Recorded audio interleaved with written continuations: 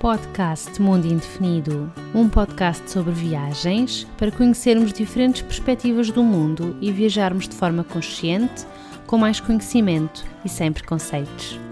Olá, olá! Quero-te dar as boas-vindas a mais um episódio do podcast Mundo Indefinido. Se não me conheces, o meu nome é Catarina e neste podcast falamos sobre viagens.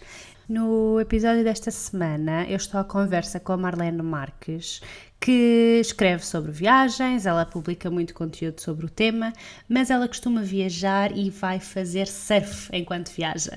Portanto, nós estamos à conversa um bocadinho sobre esta experiência de surfar e viajar ao mesmo tempo. Espero que gostes da minha conversa com a Marlene e boas aventuras. Olá, Marlene! Olá! Então, está tudo bem contigo? Tudo bem, tudo bem. Olha, assim para quem não te conhece, queres começar por te apresentar?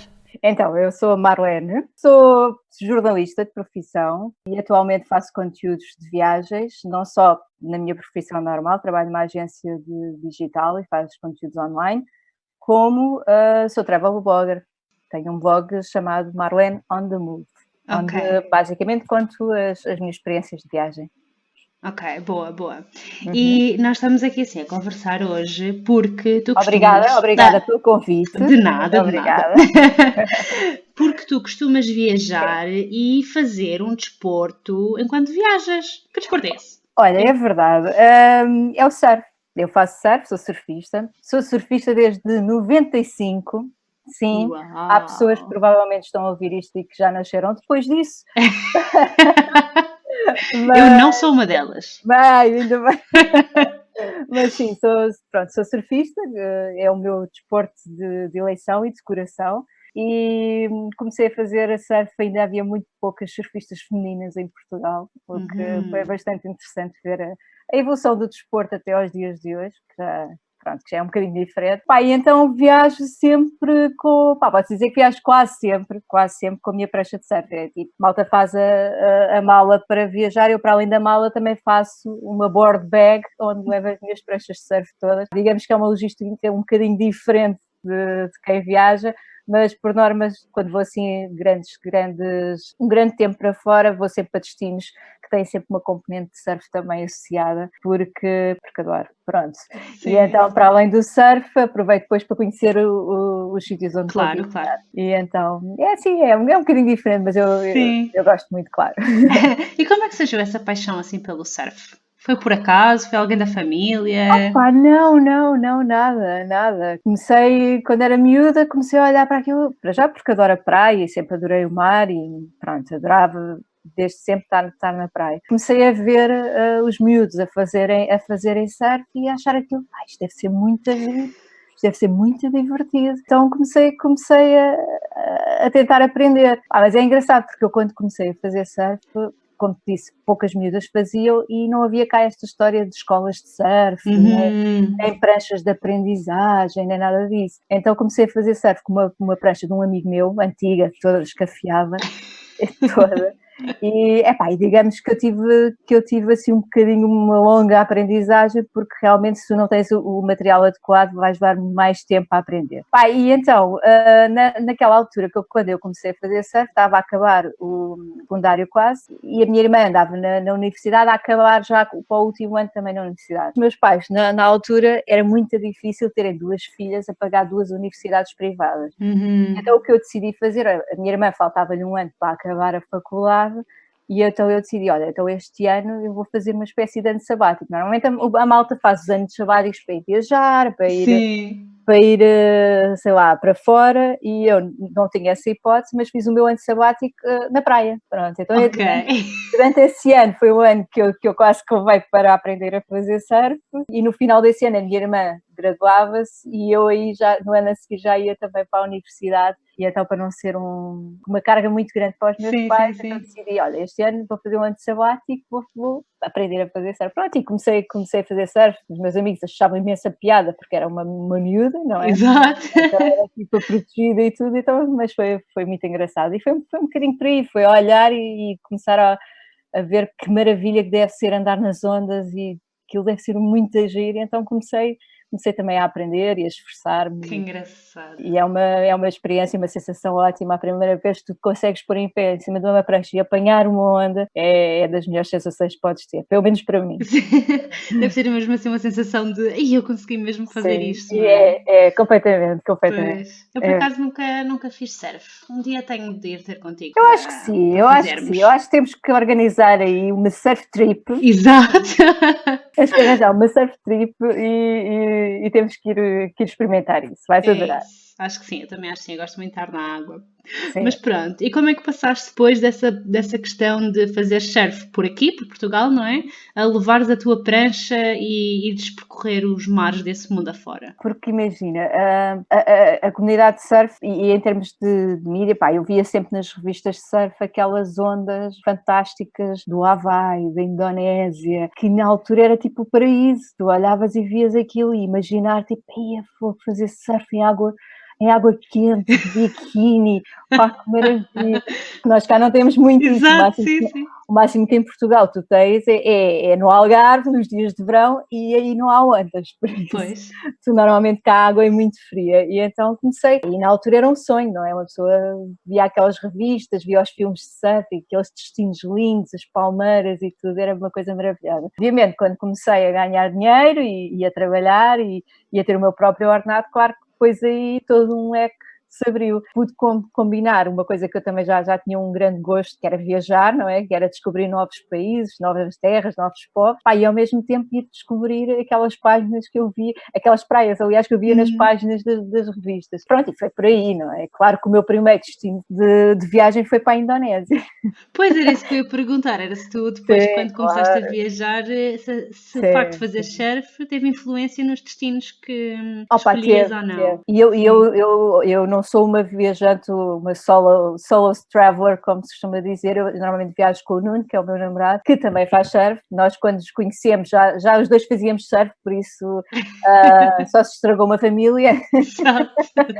E então, pá, ele já tinha, ele também é muito viajante e adora ir para fora, e ele já conhecia a Indonésia. Aliás, ele foi provavelmente dos primeiros turistas estrangeiros a entrar, portugueses, a entrar na Indonésia, quando a Indonésia abriu as fronteiras finalmente a Portugal, por causa daquele conflito que tinha havido entre a Sim, Indonésia sim. e Timor-Leste, em que Portugal sempre esteve do lado de Timor, e nós estávamos impedidos de entrar na Indonésia. E quando eles abriram, a Indonésia abriu, pronto, e estava tudo mais pacífico, e a Indonésia abriu as fronteiras.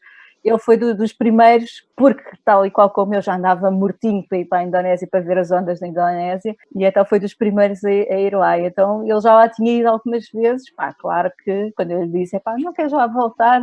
E ele, claro. Pá, e depois disso, sei lá, eu já fui à Indonésia, não quero estar a mentir, mas pá, umas 5 vezes, Uau! sempre, volta não volta, nós vamos lá parar. O ano Sim. passado fui lá outra vez, por isso, porque realmente tem das melhores ondas do mundo. E aquilo é fantástico, tem 500 ilhas, cada uma delas então para o surf são fenomenais, e então estou sempre lá a ir. Mas pronto, foi aí. Claro que depois da Indonésia uma pessoa pá, isto é muito bom, então bora lá descobrir.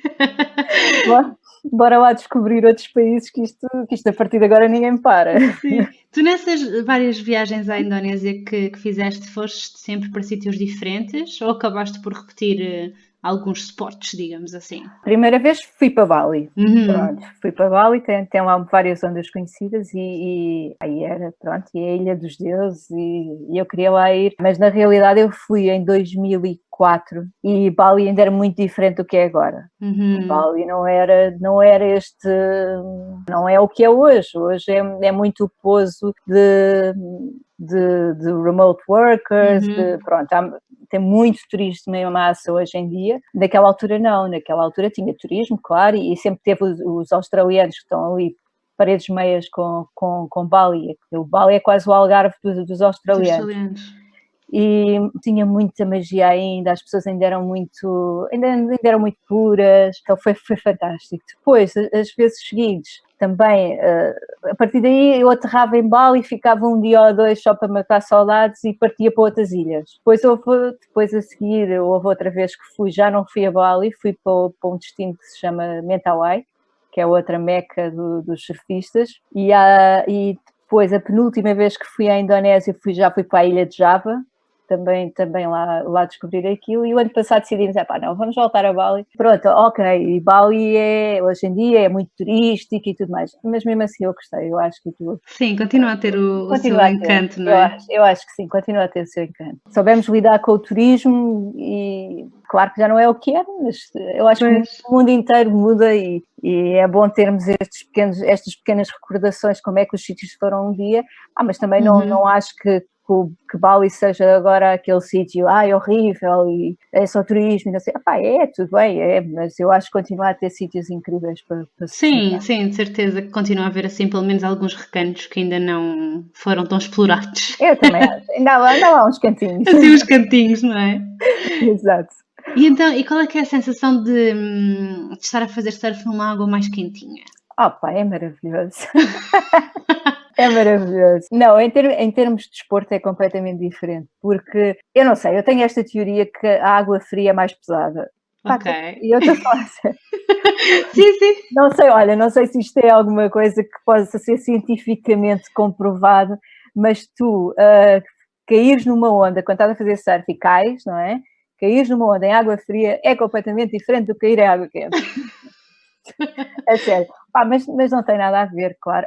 Eu gosto e eu acho que temos também das melhores ondas do mundo aqui em Portugal. E eu moro na Ericeira, que é World Surf Reserve, por isso nós temos das melhores ondas do mundo também. Só que é diferente quando tu estás em água quente, porque para já são fundos de coral, a água é mais límpida, depois não tens o peso de estar a fazer surf com um fato. Eu cheguei a estar numas ilhas, julgo que foi em Lemboga, e a surfar com uma água tão transparente, que tu nem vias onde é que começava a onda ou acabava. Estavas a surfar e olhavas para baixo e parecia um aquário, porque estavas a ver os peixes todos e coloridos, era uma coisa fantástica.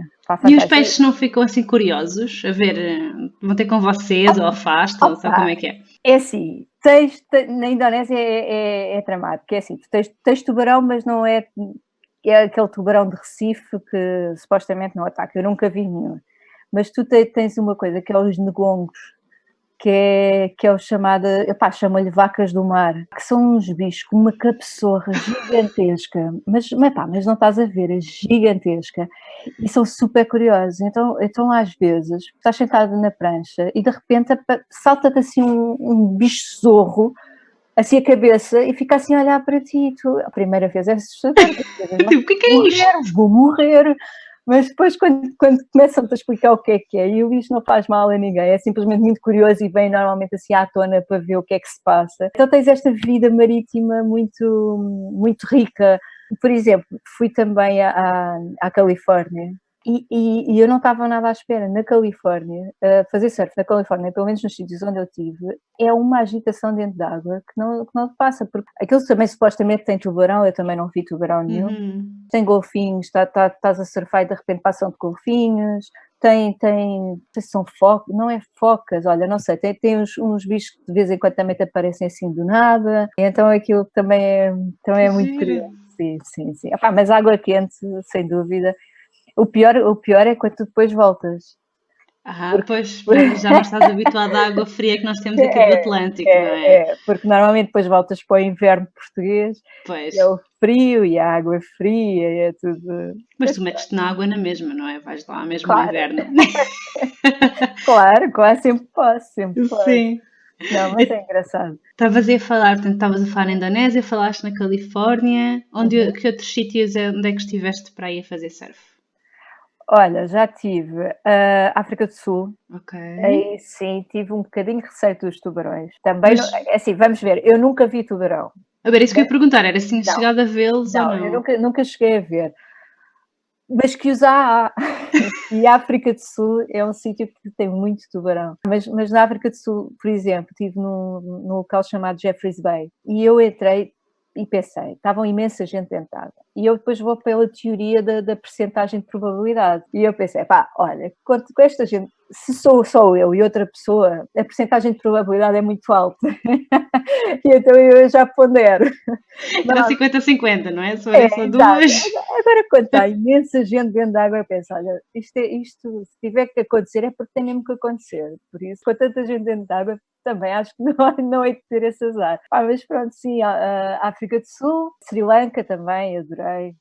Espetacular, não só em termos de surf, como tem uma componente cultural gigantesca. Pá, adorei Sri Lanka, adorei as pessoas, o trânsito completamente louco, porque nós decidimos alugar, nós normalmente alugamos sempre carro, porque dá-nos outro tipo de mobilidade, como temos as pranchas, andamos sempre com as pranchas atrás, também temos mais essa necessidade de transporte. Decidimos alugar carro também no Sri Lanka, e é o pior país do mundo para tu conduzires. Aquilo é horrível, não tens noção, aquilo é horrível, porque imagina, as pessoas são todas loucas a conduzir. Uma vez parámos na passadeira para deixar umas pessoas a passarem na passadeira e eles ficaram a olhar para nós do tipo, o que é que vocês estão a fazer? Mas é para a gente passar, não é? Ficaram confusos. Se a gente passar, vocês vão-nos passar por cima, porque ninguém para as pessoas passar. Pá, tu alguém te põe a ultrapassar, imagina uma estrada com duas faixas, dois sentidos, um tipo vai-te ultrapassar a ti, mas um autocarro decide ultrapassar esse tipo. Então, de repente, tu tens 3 carros a ultrapassar numa estrada de 2 sentidos. É tudo assim. Eles andam à noite máximos, independentemente se estão-te a cegar ou não. Olha, aquilo é uma aventura. Mas Sri Lanka também foi muito engraçado. E Nicarágua também. Nicarágua também foi outra grande aventura. Então, como é que foi essa história? Conta lá. Porque fomos à Nicarágua quando aquilo agora estava em conflito. E então nós ainda tivemos muito tempo a pensar, vamos, não vamos. Depois íamos lá ter com uns amigos americanos que estavam a dizer, não venham, que isto está muito perigoso e todos os dias morrem pessoas. E nós a vermos as notícias, então... Mas depois, por outro lado, falámos com outros amigos que também já lá tinham estado e estavam mais no norte e a dizerem, não, se vocês se mantiverem afastados das grandes cidades, não há problema. Depois decidimos ir, mas foi uma grande aventura porque realmente o país estava todo em conflito interno. Na capital e assim nas cidades maiores havia manifestações e confrontos com o exército e realmente morreram muitas pessoas, né? Nesse ano. Fora das cidades, a população, a maneira que elas tinham de se manifestar era fazerem bloqueios de estrada, então tivemos alguma dificuldade em movimentação, porque volta não volta tínhamos um bloqueio de estrada com pneus a arder, eles todos tapados, armados com aquelas armas artesanais, mas ao mesmo tempo nem senti muita insegurança, porque realmente... Apesar disso, porque depois falávamos com as pessoas e elas diziam, isto é a nossa maneira de nos manifestarmos, nós não é nada contra estrangeiros, nós não nos vamos fazer mal, mas realmente nós estamos contra o nosso governo e o que ele está a fazer e esta é a nossa maneira de nos manifestar. Para nós, turistas que estávamos ali de férias, só tínhamos era que respeitar. Claro. Obviamente que o nosso dia-a-dia era um bocadinho afetado com isso, porque queríamos ir para qualquer sítio, às vezes estávamos 1 hora num bloqueio de estrada, que eles voltam não voltam, depois abriam e deixavam passar os carros.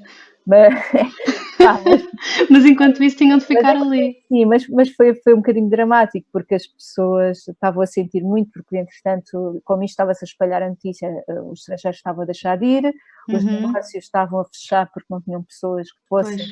Estava toda a gente a cancelar e depois estamos a falar de negócios que têm muito a ver com o turismo, que empregam centenas de pessoas e que estava a tudo ir para casa porque não tinham pessoas. Pois, não tinham pessoas, não tinham turistas. Então, sim, mas ou seja, imagina, eu vou com o surf em mente, mas depois tenho todo um país que claro, para descobrir e o povo e tudo o resto, por isso é muito interessante. E depois que mais? A Nicarágua, Sri Lanka já disse, eu acho que estou-me a esquecer aqui de alguma. Sim. Tu quando vais assim para esses países e depois estás lá a fazer surf, normalmente tu vês mais estrangeiros ou também vês pessoas locais a praticarem? Não, olha, eu até vejo muita gente local. Sim, na Indonésia, com certeza, porque os miúdos de lá e a população mais jovem está muito já aberta à história do surf e o surf já tem uma história muito grande na Indonésia. Não estou a falar necessariamente com os portugueses, mas desde os americanos aos australianos, desde os anos 70 que que há registros que a malta vai para lá. Então eles já estão muito habituados e o negócio em torno do surf já é muito grande, quer seja nas cidades com as lojas que envolvem o surf, com venda de pranchas e tudo, até os negócios mais locais, eles são, por exemplo, na Indonésia são exímios a fazerem arranjos de pranchas. Que engraçado. Te esquece, tu imaginas, estragas a prancha, fazes uma surfada, partes a prancha, ou estragaste, ou bateste com ela numa rocha, vais a um deles para arranjar e aquilo fica impecável, é uma coisa. Uau. Ou seja, eles também, da necessidade de negócio, também começaram a ver no surf uma fonte de rendimento em termos do turismo. E depois nos outros países também, a África do Sul também tem vários, e tem vários surfistas muito conhecidos que são de lá. Um bocadinho em todo lado. Talvez Nicarágua não tenha visto tantos locais a fazer surf, muito mais os turistas do que propriamente os locais, mas também os há. E Califórnia também, pronto, Califórnia sim, também é um na destino. Califórnia acredito que é normal. Também é um destino já muito conhecido de surf. Exato. Sim. Mas pronto, olha. Tu há bocado estavas a falar naquela questão de levarem as pranchas. Porquê é que vocês resolvem levar as pranchas em vez de alugarem nos sítios? É diferente levarem a vossa própria prancha? Opa, é assim, as pranchas é um mundo, porque tu tens vários formatos, vários tamanhos, várias grossuras, depois tens aquela coisa que os surfistas têm um bocadinho a mania a minha prancha mágica, tá? Então, imagina, a prancha que tu tens, já estás habituada a ela, já a conheces bem, já parece que já está formatada ao teu pé. Certo. E então, quando tu vais lá para fora, e principalmente, pelo menos para mim, quando vou para esses países que para mim são muito desafiantes como surfista, porque eu não sou aquela surfista espetacular, bué da boa, não, de todo. E então, quando vou para sítios que eu sei que vão ser um desafio para mim, por ser um sítio novo, e eu normalmente quando é assim sítios novos fico sempre assim um bocadinho... não estão à vontade, não é? Se vou para um país que sei que as ondas são mais fortes, que o fundo é todo coral e que me possa aleijar, ou seja, há aqui uma data de coisas que eu já me tenho que preocupar e não quero que a prancha seja outra delas. E é mais fácil porque é uma questão de habituação. Já estamos habituados a andar com as pranchas, às vezes é um bocadinho duro, porque não só em termos de carregares o material é muito mais complicado, é uma dinâmica completamente diferente, como muitas vezes nós temos de ter um extra cuidado com as companhias aéreas que reservamos.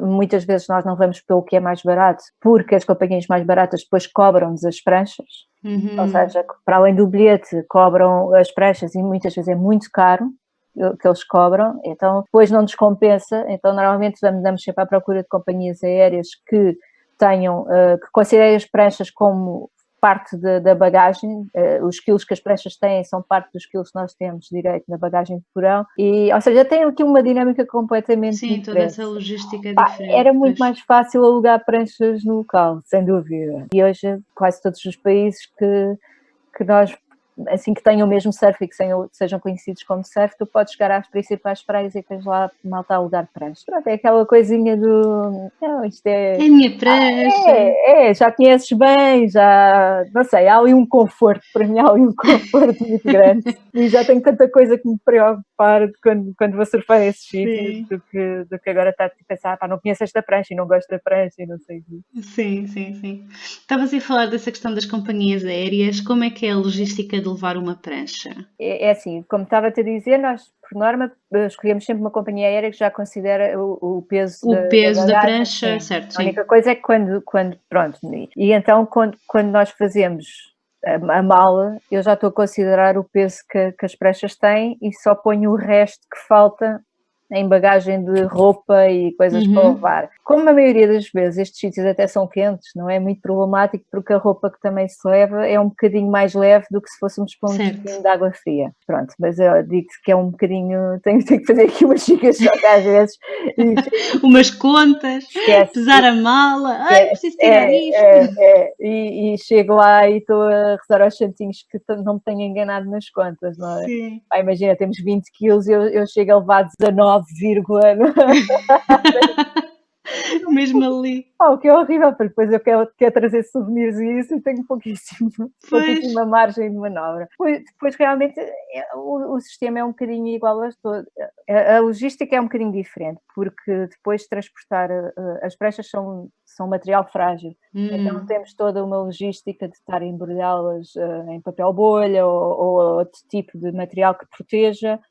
Vamos normalmente uma capa própria para transporte de pranchas e depois, pronto, basicamente é check-in com eles, aquilo é tudo pesado, formato fora de formato, é entregue na zona de fora de formato e depois é fazer figas que chegue lá bem e inteiro, porque isso depois é outra, porque pronto, normalmente aquilo diz frágil e tudo, mas com sim, certeza, às vezes acontece. O transporte às vezes, e também não podemos culpar as pessoas que, coitadas, estão a carregar as malas, que agora têm que pegar ali num trambolho que pesa não sei quantos quilos. Sim. Mas pronto, é um bocadinho isso. Há muitas companhias que nos pedem para assinar um termo de responsabilidade, ou seja, não se responsabilizam se a prancha chegar ao outro lado quebrada. Mas isto também vem um bocadinho desde os primórdios, quando a malta do surf começou a viajar e há chicos de partiça em todo lado. Claro.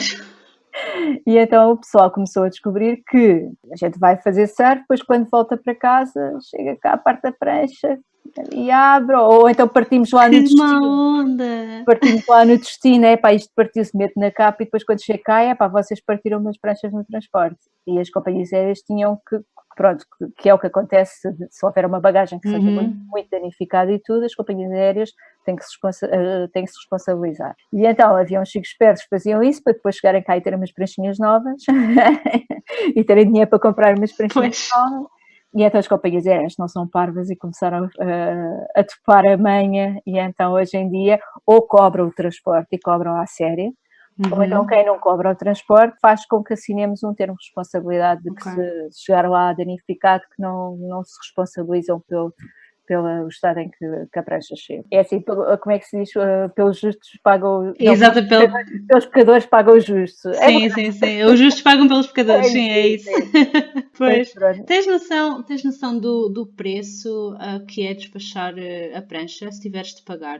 Assim, a ordem de valores, mais ou menos. Varia muito, mas varia muito, de companhia aérea para companhia aérea. Há companhias aéreas que depois cobram ao quilo, há companhias aéreas que logo de início vão-te cobrar o transporte das pranchas e podem-te cobrar pelo volume todo, ou então há outras que te cobram à prancha, ou seja, imagina, 150 euros e abrem-te a capa e tu tens lá 3 pranchas, então é 450 euros que eles vão-te cobrar para transporte. Já percebi. É muito, não dá para definir. Não dá para definir porque depende das companhias, depende das políticas deles. Sim.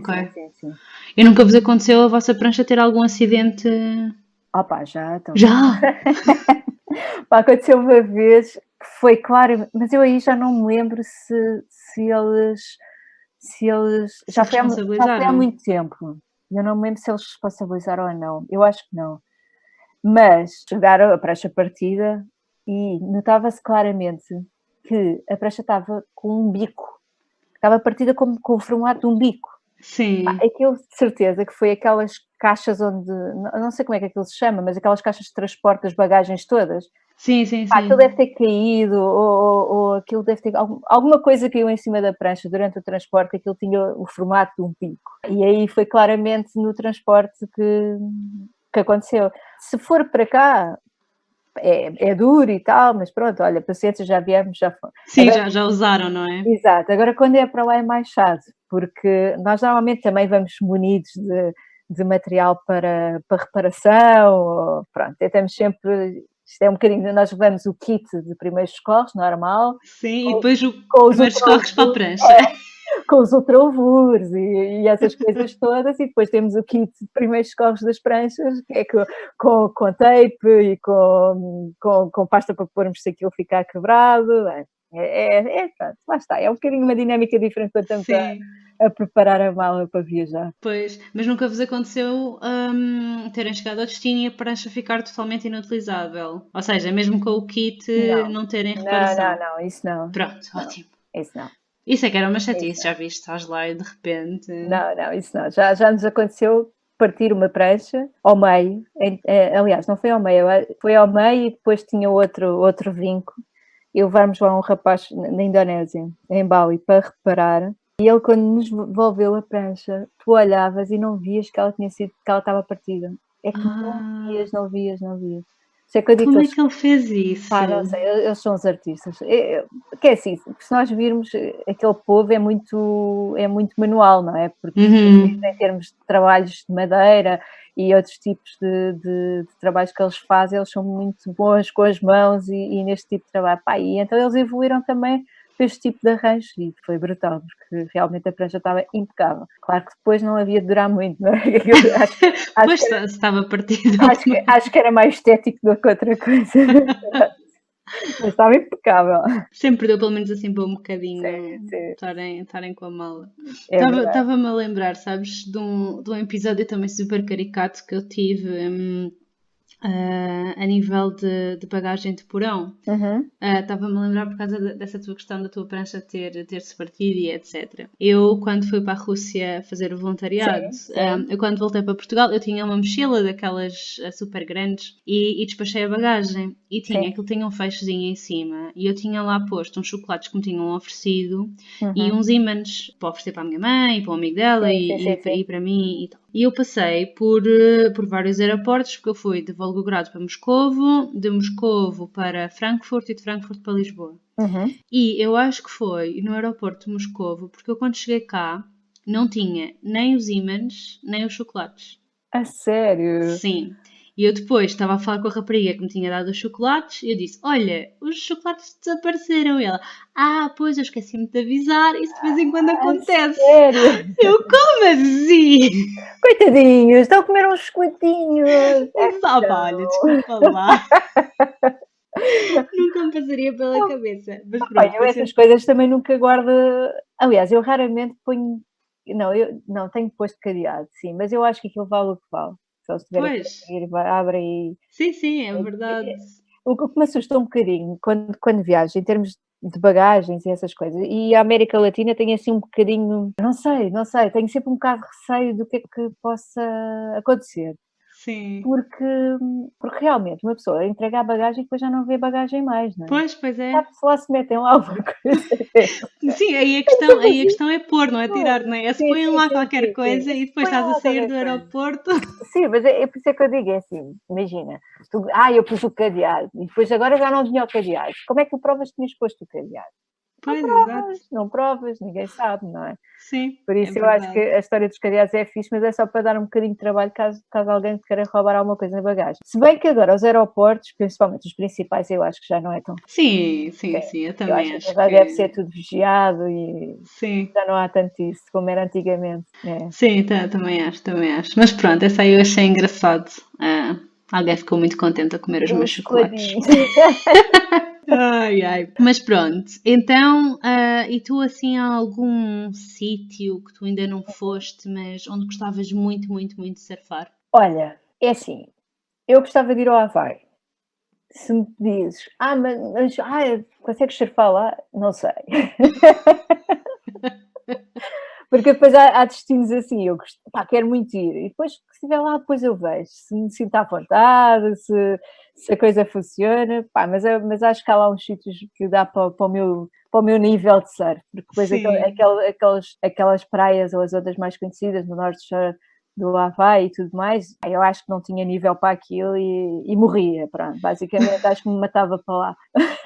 Mas pronto, o Havaí porque sempre foi aquela coisa desde miúda, não é? Porque o Havaí é a meca também do surf mundial e gostava muito e acho que as ilhas devem ser lindas de morrer e gostava muito de ver. Depois, sim, eu acho que deve haver tantos outros sítios que eu gostava de ver, gostava de ir ao Peru também, também tem ondas, depois eu também olho sempre para aquela, porque eu sou incapaz de ir para um destino e há muitos amigos meus que fazem isso, vão para o destino e eles querem fazer surf, então, e depois ficam só lá. Estão-se a marimbar para o resto, eles querem fazer de manhã vão ao surf, à hora do almoço comem, depois à tarde estão no surf, depois ao fim da noite jantam e dormem, e é esta a rotina deles. Sim. Todos. Epá, e isso eu não consigo. Pois, tu quando vais tens de adoro, explorar, não é? Tenho que explorar, adoro fazer surf, mas, por exemplo, eu adoro, faço surf de manhã e à tarde é para ir ver coisas e para ir. E há muitos países que eu sei que têm ondas boas e que também têm essa componente toda cultural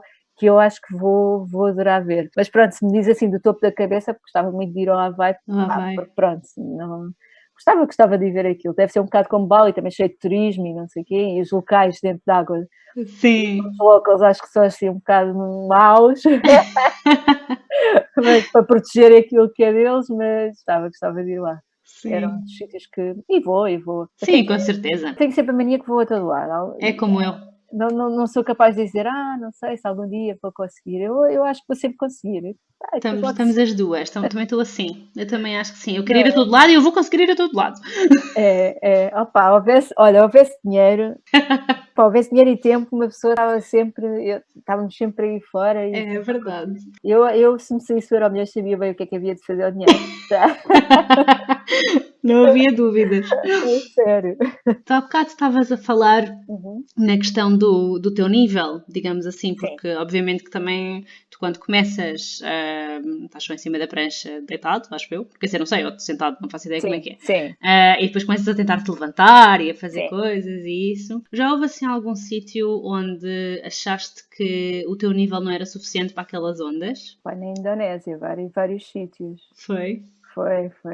Que eu vou, nem sei como é que chego lá fora, mas pronto, mas chego e depois penso, não, eu tenho que apanhar uma onda para sair daqui, que eu não consigo fazer nada aqui. Mas era o quê? Eram ondas muito grandes? É grandes, e nem é só grandes. Há certas praias e há certos sítios que as ondas têm muita força e são brutas, sabes? E tu ou tens mais agilidade e sabes muito já o que fazer, ou então lá está, é um bocadinho acima do teu nível. E eu senti assim algumas ondas da Indonésia, mas a Indonésia depois tem ondas para todo o tipo de surfista. Sim, e dá para toda a gente. A malta, eu antes de ir para lá pensava tipo, não, se só soubesse surfar muito bem é que posso ir lá, mas não, aquilo tem ondas, por exemplo, as Mentawai, toda a gente fica coisa, mas tu surfaste nas Mentawai? E eu, sim, surfei, porque havia lá ondazinhas que dava para mim estar. Mas tem outras que imagina que estás a surfar quase com água pela cintura num riff afiadíssimo e se tu cais ali vais-te cortar toda. Vês? Pois. E as quedas em riff é tramado quando estás nestes países. Primeiro porque te aleijas à séria. Depois porque os cortes não curam com tanta facilidade.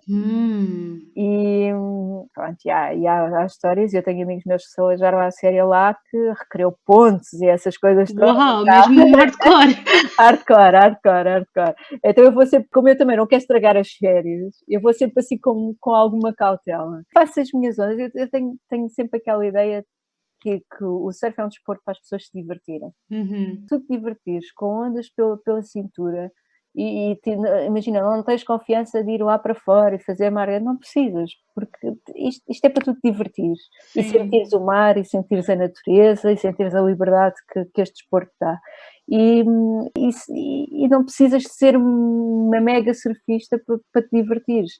E então esse é o meu lema, quando vou lá fora, e o Nuno, que é muito, 1000 vezes melhor surfista que eu, nós temos muito essa dinâmica, eu fico nas minhas ondas, ele vai para as dele. Se ele quiser fazer uma praia ou umas ondas que eu sei que não tenho essa capacidade, ele vai tranquilamente, eu faço praia, eu vou ver outras coisas, e então temos assim uma dinâmica de viagem muito boa também.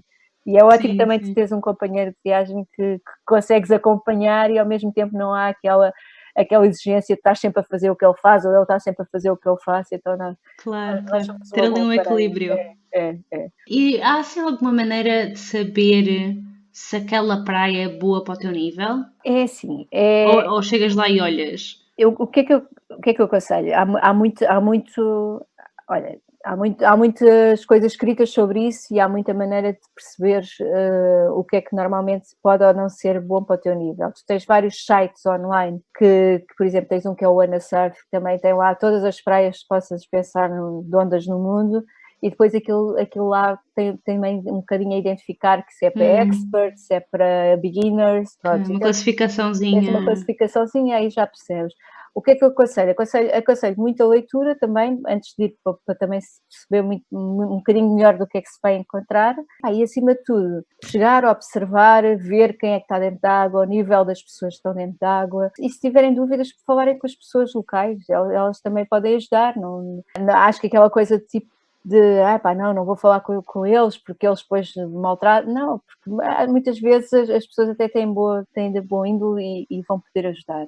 E eu acho que, mas acima de tudo, isso é outra coisa, tal como em todas as viagens e tal como em todos os países ou sítios onde nós vamos viajar, tem que se respeitar um bocadinho os povos e tem que se respeitar um bocado as pessoas desses países e desses locais. No surf é a mesma coisa. Por exemplo, dentro de água, e nota-se muito isso, os estrangeiros que vão a uma praia muitas vezes não respeitam as pessoas que são mesmo de lá e que às vezes nem sabem fazer tanto, não sabem sequer fazer surf tão bem, mas esforçam-se e estão lá a divertir-se, e porque os outros sabem fazer surf melhor e julgam que aquilo é tudo deles. Eu acho que também tem que haver um bocado de respeito, tal como há nas viagens, quando vamos viajar e conhecer uma cidade, uma vila ou outra localidade, dentro da água também tem que haver um bocadinho esse respeito de quem é visitante e quem é estrangeiro e quem está lá de visita ou a passar férias, também um bocadinho com os locais dessa praia. Pronto, isso também é uma coisa que eu tento sempre respeitar e sou apologista que deve ser respeitado. Claro, sim, acho que sim, não é? Tu estás ali como convidada, no fundo.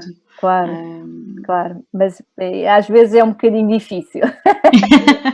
Às vezes é um bocadinho difícil que a malta respeite isso, mas pronto. Pois. Sim, infelizmente. Olha, tu no início estavas a falar de quando tu começaste a fazer surf, não havia muitas miúdas a fazer, não é? Pelo menos que cá em Portugal. Tu notas, quer dizer, agora entretanto as coisas também evoluíram muito, mas ao longo das tuas viagens, tu notas que normalmente são mais homens, mais mulheres, ou agora já está mais ou menos equilibrado? Esquece, eu acho que está muito equilibrado. É?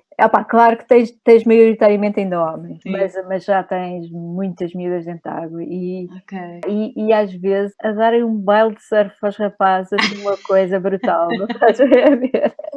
A sério, há miúdas que surfam hoje em dia muito melhor que muitos homens e para mim dá gosto de ver, porque realmente foi uma evolução um bocadinho mais lenta que as miúdas tiveram em relação ao surf. Se estivermos a falar de calhar da Hawaii ou Califórnia ou Austrália, não tanto, porque aí o surf na Austrália é quase como se fosse o desporto nacional. Sim. Esquece, aquilo tu tens tipo desde o miúdo pequenino de 2 anos até ao avô de 90, todos os dias irem para a praia fazer surf. Aquilo é como se fosse o desporto nacional lá. Então a história aí também do surf feminino já é muito maior. Claro, e já vem há muito mais tempo.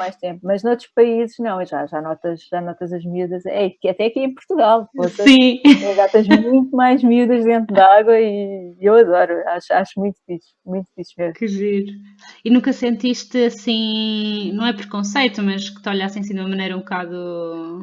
Não, é assim, quando eu comecei até achavam piada. Tipo, olha uma miúda, até achavam piada eles. Sim. Eu acho que não, mesmo assim, eu acho que ainda hoje, porque as miúdas, quando eu comecei, eles achavam piada, até davam ondas. Achavam giro, tipo, então vai agora nesta, e não sei o quê. Sim. Agora não, agora já é um bocado o tratamento de igual para igual. É minha, independentemente se tu és miúdo ou não és, estou-me a marimbar para ti. Sim. No fundo é o que queremos, não é? Pronto, exato, é igualdade de género, igualdade. Exato. Claro que às vezes uma pessoa bate a pestana, vê-se, pá, mas eu acho que não passa, pá, eu nunca me dei bem com isso de bater a pestana. Nem nas operações de top da polícia que uma pessoa pensa, eu sou miúda. Não. Nunca resultou comigo. E o que é que eu te ia perguntar mais? Já sei, já estava aqui sem pensar noutra coisa. Porque tu estavas a falar de uma coisa que eu acho que é muito importante, porque tu viajas, tu usas o surf, não é como desculpa, mas ajuda-te a escolher assim algo. Mais ou menos, é uma boa desculpa. Mas depois também te interessas por toda a parte cultural e dos sítios e etc. Qual é que foi assim desses países que tu foste, em que vais de manhã ao surf, etc, e à tarde depois vais explorar, onde gostaste mais de estar lá e que te espantou assim mais? É assim, é um bocado às vezes difícil escolher o sítio, porque cada sítio tem o seu encanto, eu acho, e cada sítio é muito giro. Mas se calhar punha mais ou menos no topo. Pronto, Indonésia, eu gosto muito da cultura e tem um significado muito especial para mim, e gosto muito daquela, todo o ambiente, os templos, aquela coisa, pronto, aquela cultura eu adoro. Mas como disse há bocado, pá, adorei o Sri Lanka, adorei. Pá, Sri Lanka. nós fizemos o sul. Imagina, tivemos lá 3 semanas. A primeira semana foi para tirar o bichinho do surf, andámos pela parte de baixo, do sul, nas praias todas, e depois começámos a subir e fomos para as cidades antigas e para Polonnaruwa, sim, acho que é assim.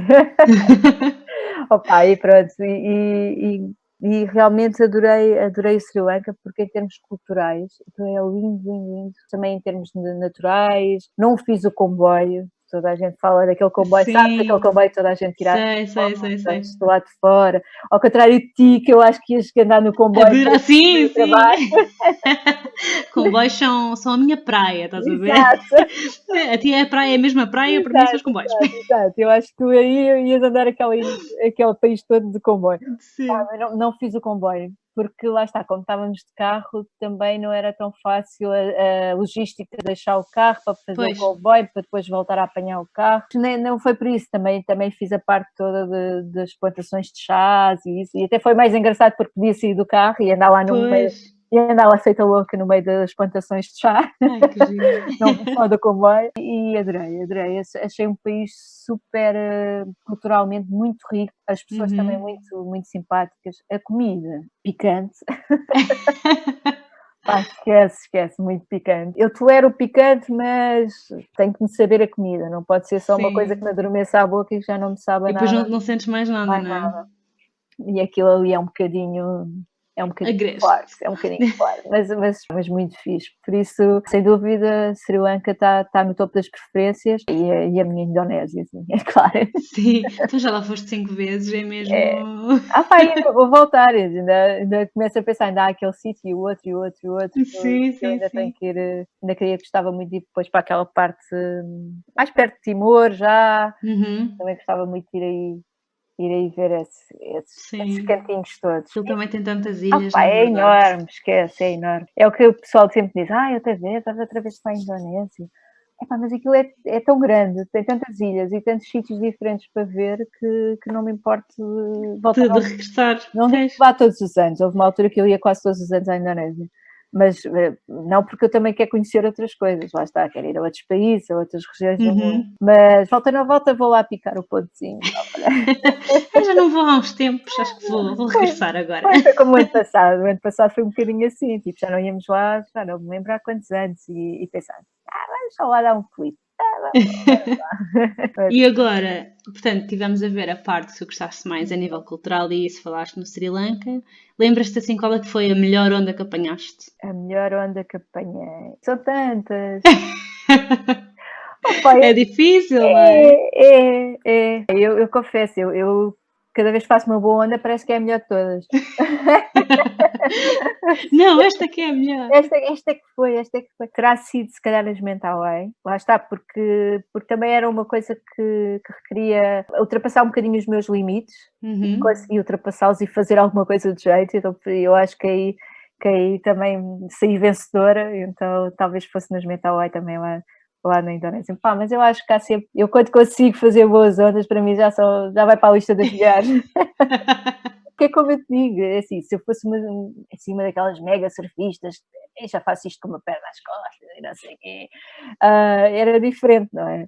Mas assim, eu desde que me divirta, para mim já são boas surfadas. Claro. Estivemos aqui assim a falar sobre os vários países. Eu estava-me a lembrar que nós cá em Portugal também fazemos surf, não é? E tu aí na Ericeira, suponho que também faças muitas vezes e aproveites e vais à água muitas vezes. Mas houve assim outros sítios em Portugal onde também já fizeste surf?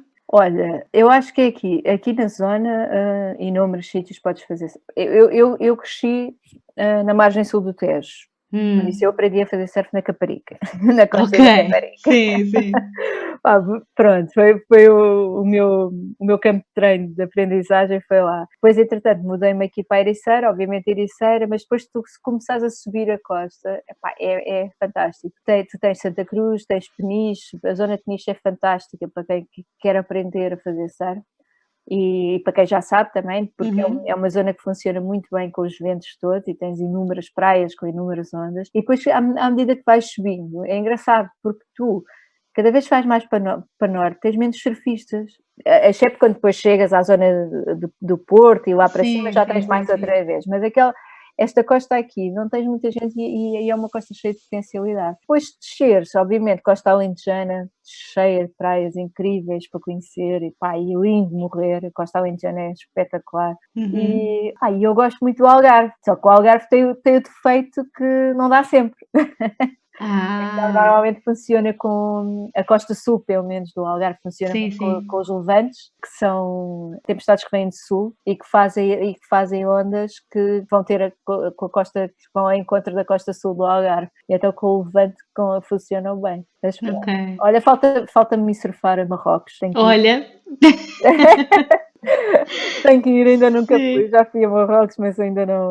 Não conhece a perspectiva do surf, Ainda não. Exato. Não. Também vais para o Havaí, vais para Marrocos. Mas sabes que é curioso, porque o surf em Marrocos é muito bom. E eu não sei se isto é verdade ou não, mas sempre me disseram que o rei ou o príncipe marroquino que é super mega fã de surf. E inclusivamente havia lá uma praia que acho que eles montaram e tudo, uma estrutura, tipo Campo da Bola, quase. Porque o rei gostava de ir lá ver a malta a fazer surf. Não sei se é verdade ou não. Não sei se é verdade ou se é mito urbano. Mas Marrocos também tem muita cultura e há muito turismo do pessoal da Europa que foge para lá quando começa o inverno.